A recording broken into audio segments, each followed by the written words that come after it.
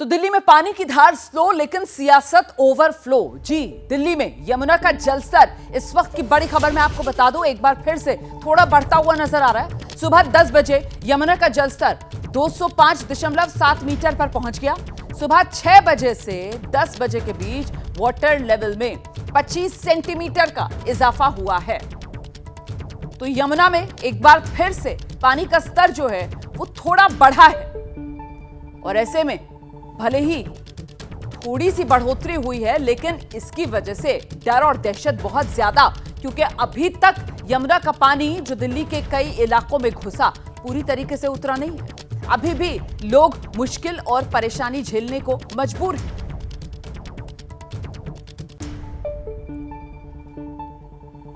हमारे दो सहयोगी इस वक्त हमारे साथ मौजूद हैं। आईटीओ बैराज से वीरेश पांडे हमारे साथ मौजूद हैं। राजघाट इलाके से दीपक रावत हमारे साथ मौजूद हैं। सबसे पहले आपको दीपक के पास लेकर चलते हैं और जरा जानते हैं दीपक से, जहां पर आप मौजूद हैं वहां इस वक्त जल जमाव की क्या स्थिति है दीपक?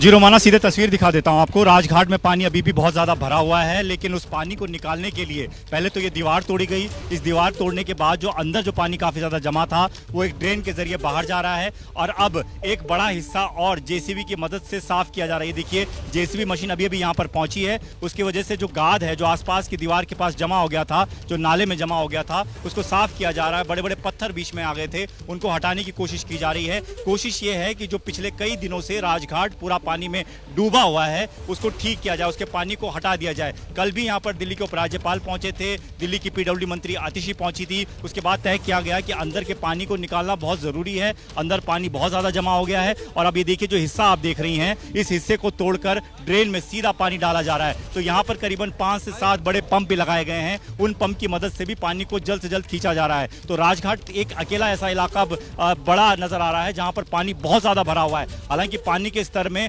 थोड़ी सी कमी जरूर आई है इस पूरी कवायद के बाद से, और लगातार जो प्रशासनिक अधिकारी हैं वो भी यहां पर मौजूद हैं और निगरानी कर रहे हैं। कोशिश ये की जा रही है कि आज शाम तक इसका जो जल स्तर है, जो यहां पर पानी भरा हुआ है, वो काफी हद तक नीचे आ जाएगा। पानी पूरी तरह तो साफ नहीं हो पाएगा, लेकिन काफी हद तक कोशिश ये की जा रही है कि पानी कम कर लिया जाए। रोमाना रहिए मेरे साथ, लौटूंगी आपके पास। वीरेश पांडे का रुख करते हैं। आईटीओ बैराज से इस वक्त हमारे साथ मौजूद हैं। आईटीओ बैराज के बंद गेट खोलने की मशक्कत अभी भी जारी। वीरेश, देखिए, कल 2 गेट खोल लिए गए, यानी परसों और कल लेकर 2 गेट खोल लिए गए। आज 2 गेट खोल दिए जाएंगे, ऐसा दावा है चीफ इंजीनियर का, और कल एक और गेट खोला जाए, यानी 5 गेट जो बंद थे उसे खोल दिया जाएगा। लेकिन सबसे जो महत्वपूर्ण खबर एक सोर्सेज के हवाले से आ रही है कि एलजी ऑफिस ने, जो दिल्ली के मुख्यमंत्री हैं अरविंद केजरीवाल, उन्हें कहा था कि जो एपेक्स बॉडी है, एपेक्स बॉडी किस चीज़ की? एपेक्स फ्लड कंट्रोल कमेटी है, जिसके चेयरमैन हैं वो इस बैठक को ले लें, यानी कंट्रोल करने के लिए, बाढ़ पे नियंत्रण करने के लिए बैठक हर साल के जून में होती है।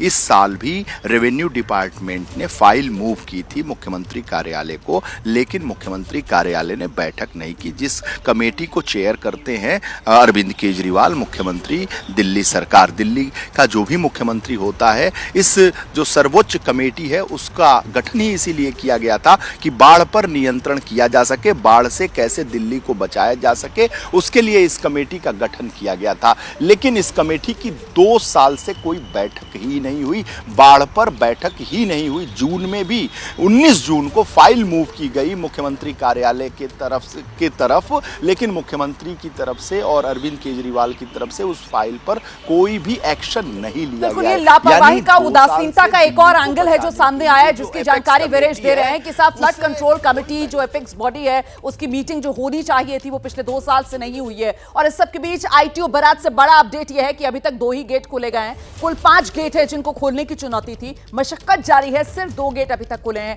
ये उम्मीद की जा रही है कि आज 2 और गेट खोल दिए जाएंगे और फिर एक गेट खोलने का नंबर कल आएगा। और महत्वपूर्ण हो जाता है कि जब तक आईटीओ बैराज के गेट नहीं खुलेंगे तब तक दिल्ली से पानी बाहर जा नहीं पाएगा उस स्पीड के साथ जिस स्पीड से जाना चाहिए, और दिल्ली के कुछ इलाके जलमग्न नजर आएंगे। जिस तरीके से दीपक जानकारी दे रहे थे वो राजघाट वाला इलाका। फिलहाल यमुना बाजार इलाके में क्या है स्थिति, जानते हैं। मदिया हमारे साथ मौजूद है। मदिया,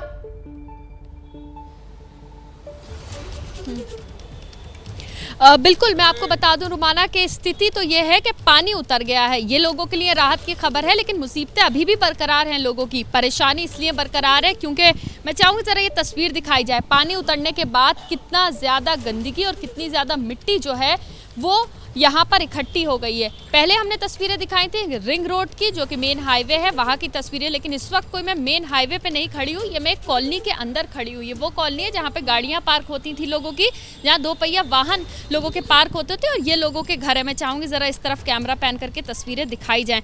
पानी यहाँ इतना ज़्यादा था कि यहाँ 5 फुट तक पानी था, और ज़रा घर के अंदर की तस्वीरें देखिए कि कितना ज़्यादा जो मिट्टी है, जो गाद है, वो लोगों के घरों में भरी हुई है। अभी भी कई लोगों के घरों में ताला डला हुआ है, वो इस वजह से क्योंकि लोग अभी नहीं लौटे हैं। घर का कोई एक फर्द आ रहा है, सफाई कर रहा है, उसके बाद बाकी परिवार को बुला रहा है। यहाँ कुछ लोग हैं, जब हम पहुंचे तो लोगों ने दिखाया कि आइए ज़रा हमारा घर देखिए। तो मैंने जब तस्वीरें देखी और मैंने कहा कि घर तो कुछ साफ़ सुथरा सा लग रहा है, तो उन्होंने कहा हमने कोई सफाई साफ़ पानी से नहीं की है इस घर की। जो गंदा पानी यहाँ जमा था उसी से जितना हो सका वो हमने साफ़ सुथरा कर दिया है। लेकिन आप देखिए नुकसान हमारा कितना हुआ है, और ये जो निशान सोफे पे दिखाई दे रहे हैं मिट्टी के, तो इससे अंदाज़ा लगाया जा सकता है कि कितनी ज़्यादा गंदगी जो है और कितना ज़्यादा पानी घर के अंदर तक भरा आया था। यहाँ कुछ लोग हैं, उनसे भी बात कर लेते हैं। ज़रा ये बताइए कि कब से आप लोग साफ़ सफाई में लगे हुए हैं? मैम 4 दिन पहले पानी आया था यहाँ पर बिना इन्फॉर्मेशन के। उसके बाद उसका लेवल बढ़ता रहा। किसी ने अलर्ट नहीं किया। कोई प्रशासन, विपक्ष कोई मदद के लिए आगे नहीं है। कब से सफाई कर रहे हैं यहाँ कॉलोनी? कल से पानी उतरना चालू हुआ था, उतर रहा था, तो धीरे धीरे लेवल नीचे आया। उस तरीके से हमने जैसे घर की बाउंड्री के नीचे आया तो फिर उसमें पानी बाल्टी से मार के सफाई गंदगी निकाली, लेकिन स्मेल और सामान दस्तावेज सब खराब हो गया है। पानी आया ना, बिजली आ रही, कोई बंदा आके राजी नहीं है। प्रशासन का बोर्ड के लिए आते हैं, ठीक है, सुविधा कुछ है नहीं। सारे दस्तावेज, लोग बच्चों की 10वीं की मार्कशीट, 12th के मार्कशीट सब खराब हो चुके हैं। अस्पताल के कागज़, जितने डॉक्यूमेंट्स हैं सब रद्द हो चुके हैं। राशन कार्ड वगैरह, आईडी सब बह चुकी है।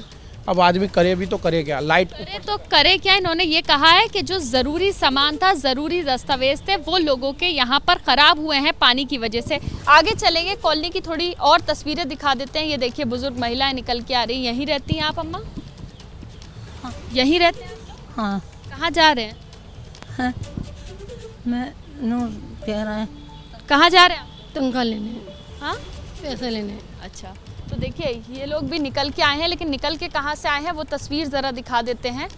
ये गंदगी का आलम है यहाँ पर, ये कॉलोनी है, और ये गाड़ी पर जो निशान बने हुए हैं इसे देखकर अंदाज़ा लगाया जा सकता है कि पानी कितना ज़्यादा यहाँ भरा आया था। ये वही जगह है जहाँ पर एनडीआरएफ की बोट के साथ हम लोग बैठे थे, और यहाँ लोगों को पानी की जो मदद है, पीने का पानी, वो पहुँचाया गया था। तो तब हम उसी बोट में सवार थे लोगों के साथ। और देखिए ये जो निशान है गाड़ी का, गाड़ी पर निशान है मिट्टी का, इससे अंदाज़ा लगाया जा सकता है कि कितनी ज़्यादा यहाँ पर तस्वीर जो थी वो ख़राब थी। और अब कुछ हालात जो हैं वो सामान्य तो हो गए क्योंकि पानी उतर गया है, लेकिन इतने सामान्य नहीं हुए हैं कि लोगों का जनजीवन पटरी पर आया हो। अभी लोगों के लिए मुसीबत और मुश्किल ये है कि लोगों को अभी साफ़ सफाई करनी है।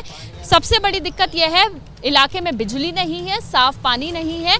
तो जो गंदा पानी यहाँ पर इकट्ठा था, जब कम होना शुरू हुआ था, उसी से लोगों ने जैसे तैसे अपने घर की साफ़ सफाई कर दी। लेकिन अभी भी लोगों के लिए मुसीबत बड़ी है क्योंकि लोगों को खाने पीने की समस्या यहाँ पर हो रही है, पीने के पानी की समस्या हो रही है, और साफ़ पानी की समस्या यहाँ पर सबसे बड़ी है।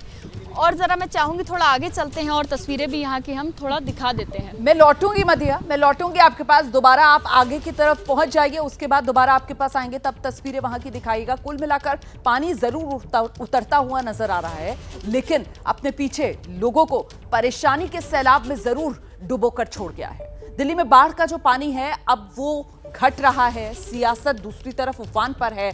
आईटीओ बैराज के मेंटेनेंस को लेकर दिल्ली और हरियाणा सरकार दोनों आमने सामने आ गए। बीजेपी और आम आदमी पार्टी के बीच दंगल तक की नौबत आ चुकी है।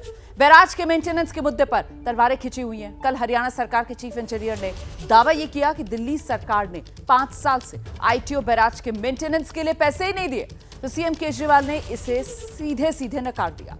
दोनों तरफ से अपने अपने दावों को सही बताने के लिए अब चिट्ठियां जारी की जा रही हैं। ये स्थिति तब है जबकि दिल्ली में बाढ़ की मुसीबत से हजारों लोग इस समय दो चार हैं।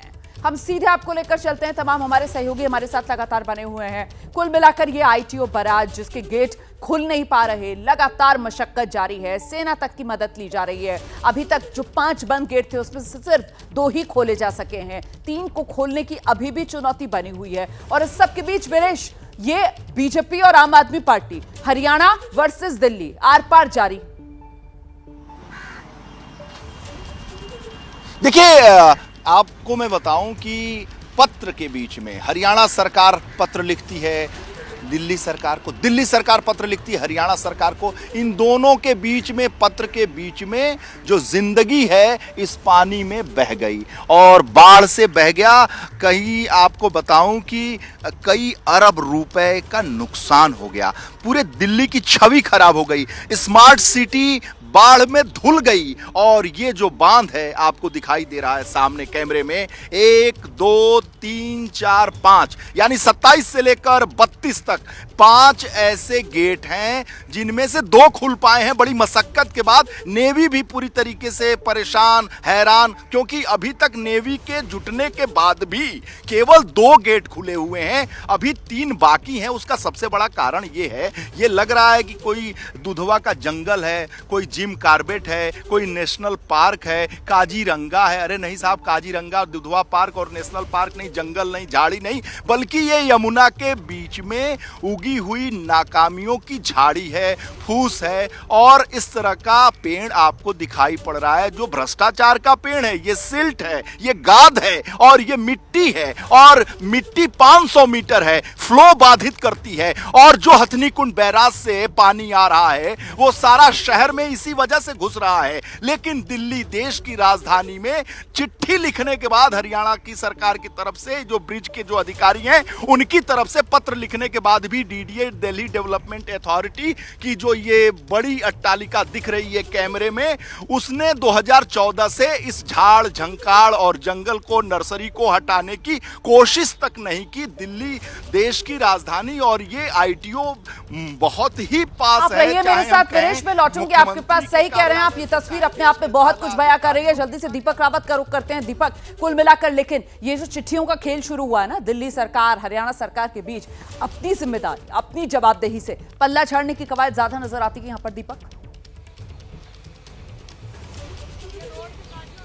देखिए, जिस तरीके की चिट्ठी वीरेश बता रहे थे वैसे ही चिट्ठी दिल्ली सरकार ने भी लिखी है। कल मैंने सौरभ भारद्वाज जो कि फ्लड एंड इरिगेशन मिनिस्टर हैं, उनकी तरफ से भी, उनसे भी बातचीत की थी, उनका पक्ष जानने की कोशिश की थी। 2015, 2017, 2021 और 2022 ये वो साल हैं जब दिल्ली सरकार ने हरियाणा सरकार के साथ, प्रशासन के साथ बैठकें की हैं, चिट्ठियां लिखी हैं। उस चिट्ठी की जो प्रतियां हैं वो भी हमारे पास पहुंच चुकी हैं। उसमें सीधे तौर पर ये मेंशन किया गया है हरियाणा सरकार से कि पिछले काफ़ी लंबे समय से जो आईटीओ का बैराज है वो बंद पड़ा हुआ है, उसकी मेंटेनेंस ठीक से नहीं हो रही है। 5 गेट जो बंद हैं उसका भी उसमें जिक्र किया गया है 2015 में। अब 2015 से दिल्ली सरकार ये कह रही है कि आप जब इसका रिपेयरमेंट, इसका मेंटेनेंस नहीं कर पा रहे हैं तो ये जो आईटीओ बैराज है ये हमें दे दीजिए, हम इसका काम कर लेंगे। दूसरा पक्ष, जब मैंने उनसे सवाल पूछा कि जो कंपनी की बात की जा रही है आईपीसीएल, उस कंपनी का जो दिल्ली सरकार के अंडर में आती है उसका पैसा क्यों नहीं दिया गया मेंटेनेंस के लिए, ये सरकार, ये चीफ इंजीनियर सवाल उठा रहे हैं। तो इस पर सौरभ भारद्वाज ने जवाब देते हुए कहा कि वो कंपनी पिछले कई साल से बंद हो चुकी है, उसका कामकाज बंद हो चुका है,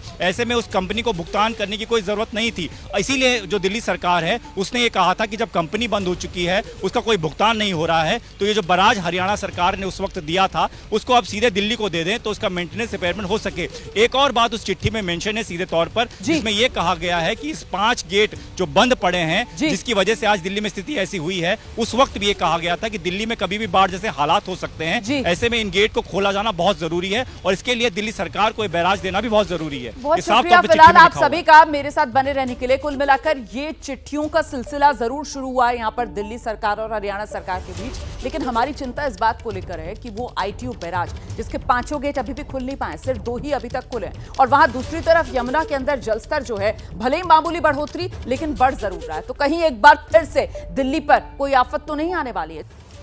इस वक्त की बड़ी खबर जानिए आप, दिल्ली के बाद मथुरा में अब यमुना नदी उफान पर है। मथुरा में बाढ़ जैसे हालात बने हुए हैं, यमुना खतरे के निशान से ऊपर बह रही है और यमुना से जो लगते हुए इलाके हैं, 12 गांव हैं जो सैलाब की चपेट में है। तस्वीर आप देख रही हैं, देखिए किस तरीके से हर तरफ पानी ही पानी नजर आ रहा है। 12 गांव इस वक्त मथुरा के जो सैलाब की चपेट में हैं। सड़कें जलमग्न हैं, गांव की कनेक्टिविटी खत्म हो चुकी है।